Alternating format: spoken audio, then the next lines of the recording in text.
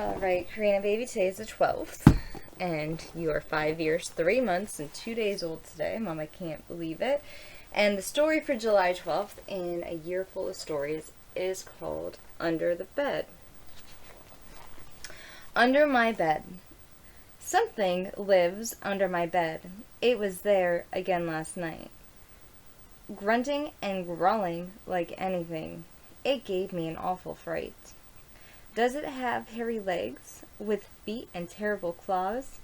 Will it start to chew me up in its slobbering, toothy jaws? This morning I felt brave, so Elephant Tiger and I all looked carefully under my bed to see what we could spy. But there was nothing there. And that was under my bed. See, there's nothing under her bed, but she wanted to make sure. Let's see what's the next book in the princess book.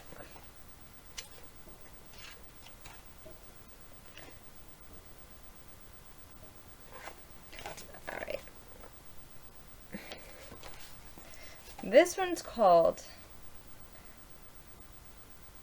The Dumb Princess. Once upon a time, the proud fairy Irie resolved to marry, but not after the custom of her race.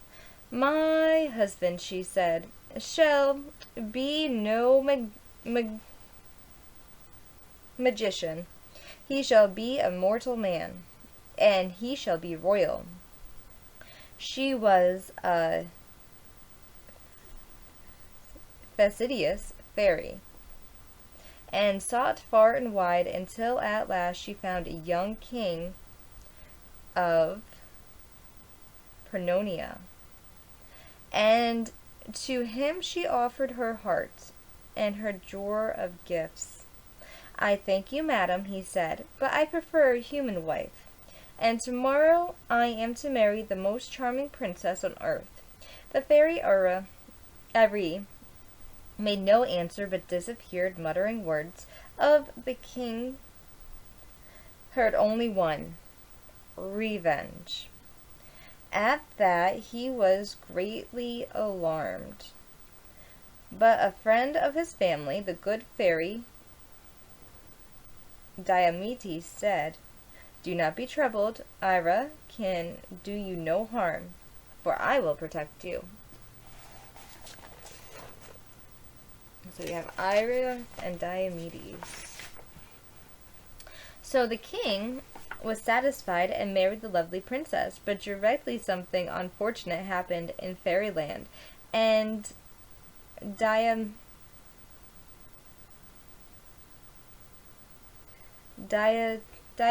thought, it is too late to tell them that Ira is chosen queen of the fairies, and that now she may do what evil she pleases. So she said nothing to the king, and queen were happily as birds. And when the little prince Frediator was born, life was all sunshine.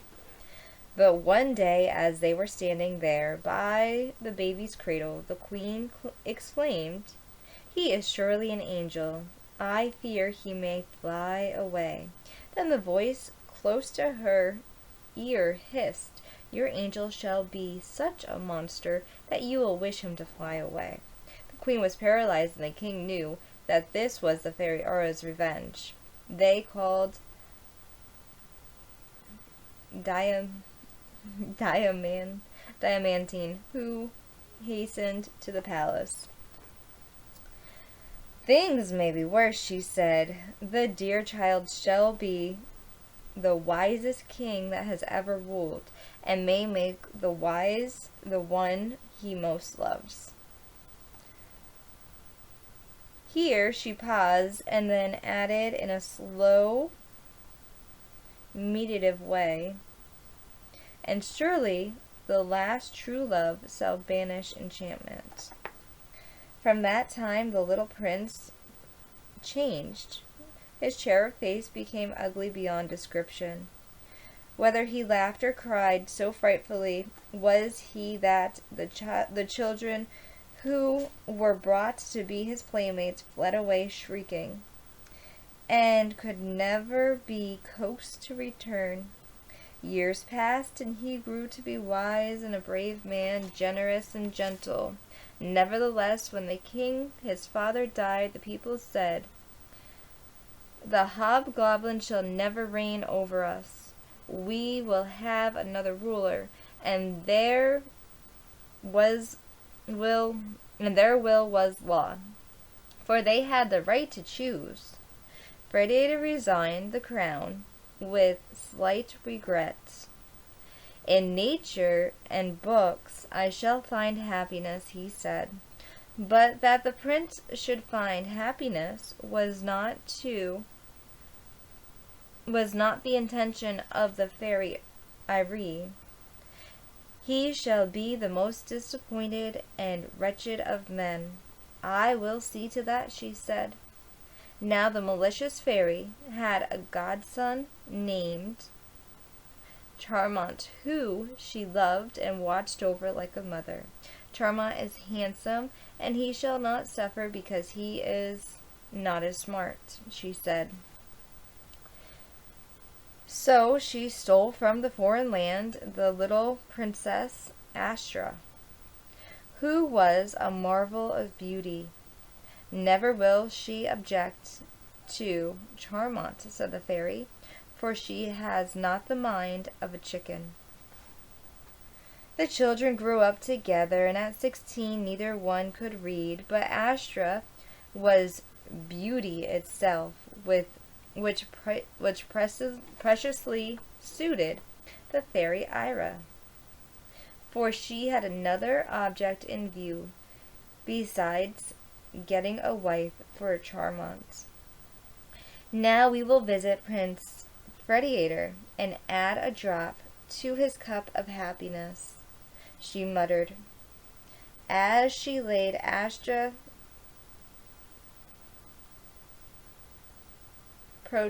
portrait upon Fredia's desk. All happened as she knew it would. The prince lost his heart. "I must discover who this is and where she is," he said to himself. And he had no difficulty in doing so, for the good fairy Diamantine gladly told him all he wished to know and added, "I am Astra's governess. I will walk with her in the palace garden, and there you may see her." But when Astra saw the prince, she threw her arms around Diamitra's neck and screamed, "What is that? What is that? Take it away! Take it away!" Fredia tried to speak while she was not looking, but it was useless, for she would not hear. At that moment the fairy Ira appeared, and said with a mocking smile, "Pray remain with us, Prince, for when you can listen to Astra, though she will not listen to you." Fredia hesitated, then thought, "Why should I heed this desirable fairy?" He remained, but when he heard Astra and Charmant chattering together like two magpies, "She is not so smart," thought he. "I will go back and forget her. But she is so beautiful, so beautiful." And he sighed deeply. When he bade farewell to the good fairy Diamantria, she said with discussion, "You are not to go away, Prince, for I know how to make Astra love you." "I thank you, madam," replied Frederick. "I am not so hasty to marry. I shall never part with Astra's picture. It is always charming, for it is always silent." "Do not be disdainful," answered the fairy. "The happiness of your lifetime depends upon you marrying Astra." "Then, madam," said the prince, "I assure you that my life will never be a happy one, for rather than to spend it with and not so smart. I would marry a woman uglier than myself, were she being possible. You amuse me, said the good fairy. And now I will say to you, have it in your power to bestow wisdom upon her whom you love, but one wish you marry transforms Astra into the most intelligent woman in the world, and then she will be the most perfect, for she is the kindest of hearts. I shall make my own misery, thought Phrygia, for when she sees me she will hate me, but I will sacrifice myself. Then Diomedes smiled, for she read his thoughts. Now the fairy held in her hand a silver chain and a shell of pearl. Here, she said, are the links of progress. They will transport you to the rock of eternal snow. Dawn, whose side tickles of a rill, then fill the shell of pearl and make your one and only wish. As the prince took the chain and the shell, all around faded away, and again all around became new and strange. He was in the underworld. In the vaulted hall lay heaps of shining metals, where countless little beings, dwarfs and gnomes, were hurrying to and fro like swarms of busy bees. Then, as two dwarfs bearing on their shoulders heavy bars of iron shrugged by, one whispered, "Beware, the real is now here." And he muttered, "We were men, but we filled our flocks and were bewitched." They passed on, and the prince heard a strange, sweet song. Then drew his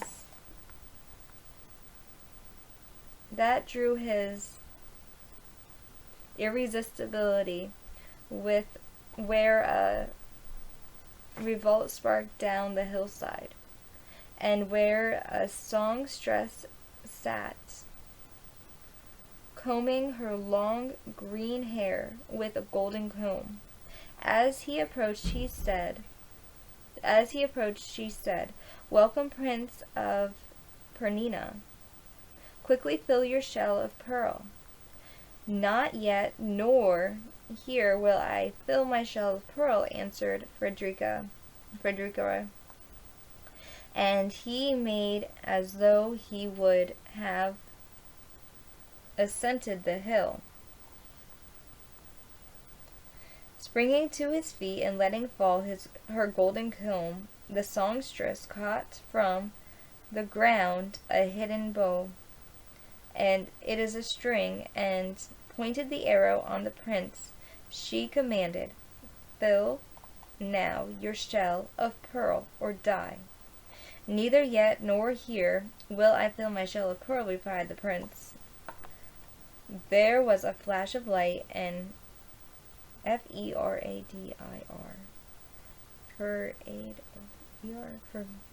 Frediar said, the wicked face of the fairy Ira, glowing under the green tassels of Water Witch. It was but a glimpse, for he found himself in the meadow blossoms with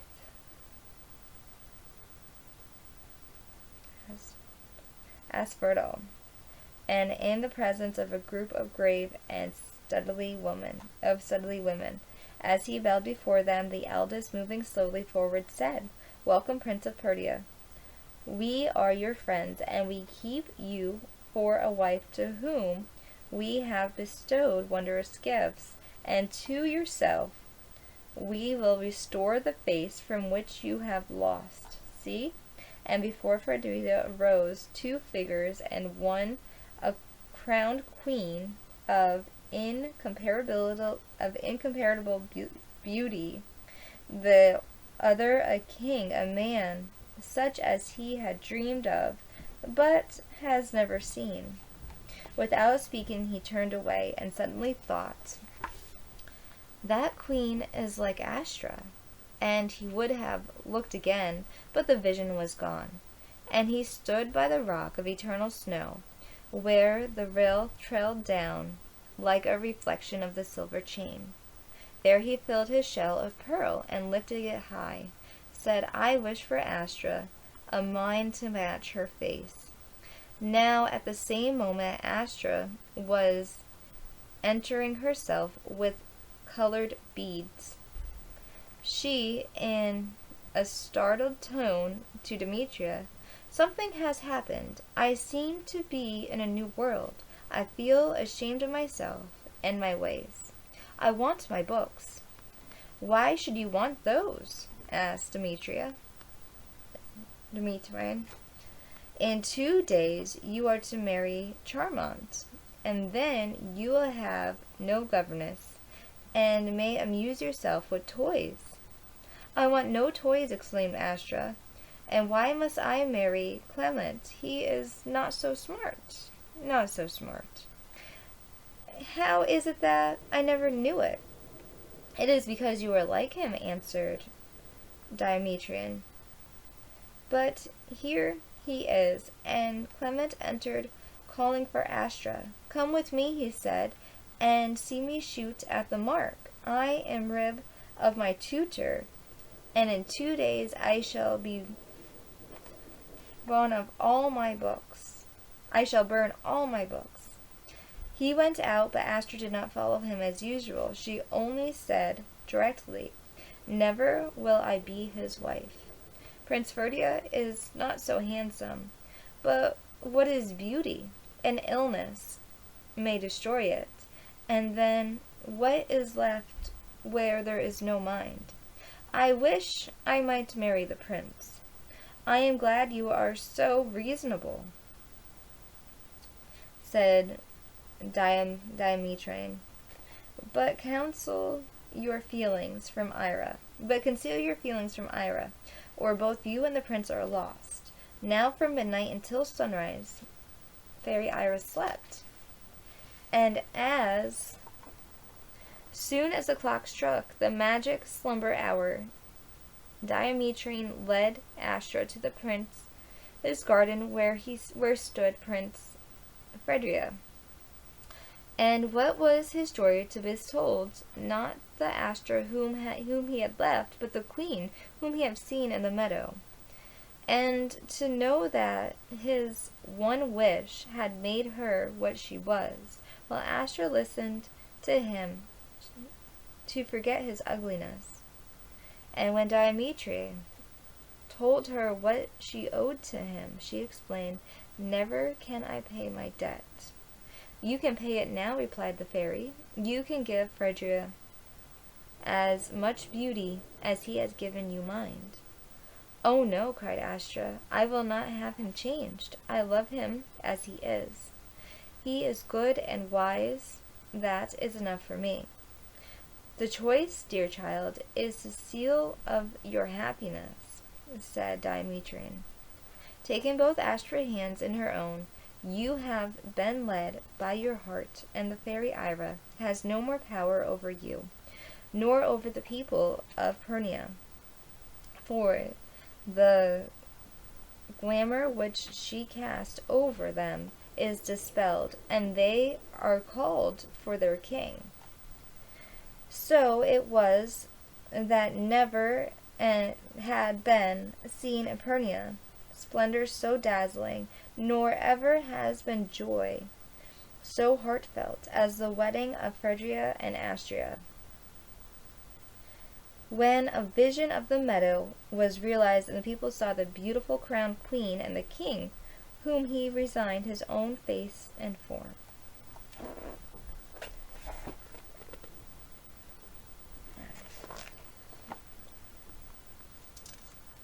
Tomorrow will be the princess and the pea. Alright, let's do a song. Let's do "Swing Low, Sweet chariot, coming forth to carry me home, swing low. Sweet chariot, come and forth and carry me home. Well, I looked over Jordan, and what did I see? Coming forth to carry me home. A band of angels coming after me, coming forth and carry me home. Swing low. Sweet chariot, coming forth to carry me home, swing low. Sweet chariot, coming forth and carry me home. Well, sometimes I'm up and sometimes I'm down, coming forth to carry me home. But still I feel my soul is heavenly bound, coming forth to carry me home, swing low. Sweet chariot, coming forth to carry me home, swing low. Sweet chariot, coming forth to carry me home. Now if you get there before I do, coming forth to carry me home. Tell all my friends I'll be coming there too, coming forth and carry me home, swing low. Sweet chariot, coming forth to carry me home, swing low. Sweet chariot, coming forth and carry me home. I'll be coming home, coming home, coming home to you, coming forth to carry me home. You know my word is good, you know my word is true, coming forth and carry me home, swing low.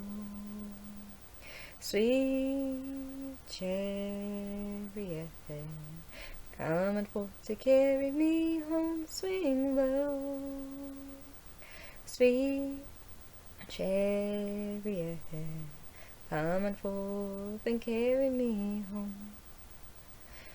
How about you're my baby, you're my sweet little lady, you're my one and only little love.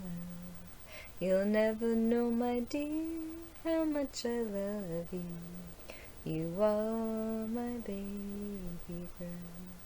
Even when it's late, dear, and you are sleeping in my arms right next to me, there's no need for any fright, my dear. I will give you anything you need. Karina, you're my baby, you're my sweet little girl. You'll never know, my dear, how much I love you. You are my entire world. How about Lila Tove, and good night to you. Lila Tove, may your dreams come true. We sing Lila Tove, may Israel protect you throughout the night until we reach the morning light. Karina, baby, you are loved. No matter what, you are loved. I will always love you, baby. Right now, I miss you like crazy. I really do. I think about you all the time. I just miss you. Like Papa used to always say, Mama's his sun, Papa's my moon, and you are literally our rainbow baby, which is why we used to call you our rainbow baby. I love you. I miss you. I can't wait to see you. And tomorrow, Mama has an opportunity to go and talk to the judge. I don't know what to bring. I don't know what to do. I just know, I don't know, I'm going to bring myself. I'm going to bring patience, and I'm going to bring love and virtue into the courtroom. And just try and spend as much time with you as possible. I just love you. I just love you so incredibly much. I can't wait to see you. I can't wait to hold you. I can't wait to bring you places. Right now, Mama gets to do a lot of things with a lot of other people's kids. I get to bring them to the stores. I get to let them pick out whatever they want. I get to read them books. We get to play together. We get to go on the trampoline together. We get to go in the pool together and in the swimming hole together. We get to do so many things together. And I am so blessed and so grateful, but all I could think about is how much I should be doing all this stuff with you, because that's what I was doing every day, was taking you places and go places with you and letting you do whatever it is that you want to do, as long as you didn't hurt yourself, you didn't hurt others, and no one hurt you. And I miss taking you to story times. I miss taking you to movies in the park at night. I miss taking you to the parks and just doing lunch in the park or dinner in the park and just running around and just having you pick events and activities. I miss being a part of the mom groups. I miss you. I just miss you. You have my heart. I know you know that. I just miss you. Every single cell in our bodies are fighting to stay alive, and my father used to tell me that. Every single cell in your body is fighting to stay alive. There are worlds inside of you that you don't even understand. You have to fight to stay alive too.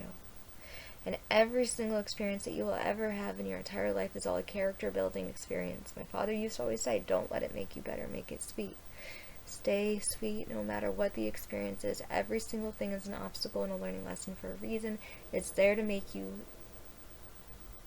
learn what other people go through, what you go through yourself. It makes you learn about yourself and how much you can handle and how much you can take and how much you can do, who you actually are as a human being, what you like and what you don't. Every single experience that you have is there to make you better. Take it as an opportunity to be better, alright? To love yourself more, to love others more, and to be more understanding. Every single thing in your life. And it's to try not to let somebody else hurt you. If someone else hurts you, never hurt them back, because they're hurting more themselves on the inside. I pray for Papa every day for patience, time, and understanding for him. I really do, because God knows he needs patience. I pray for you every single day, that God just surrounds you with love, that you know how much I love you, know how much I miss you, that you're protected and safe. Mama just misses you, baby. I miss you. I never wanted to leave your side. I never even had a babysitter for you. Ever. Baby, I love you, and I miss you. And tomorrow's a new day and a new opportunity, and Mama's being patient.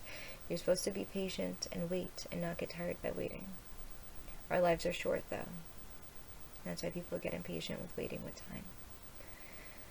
Mama's been waiting a long time, and I love you, and I miss you. I love you, my baby.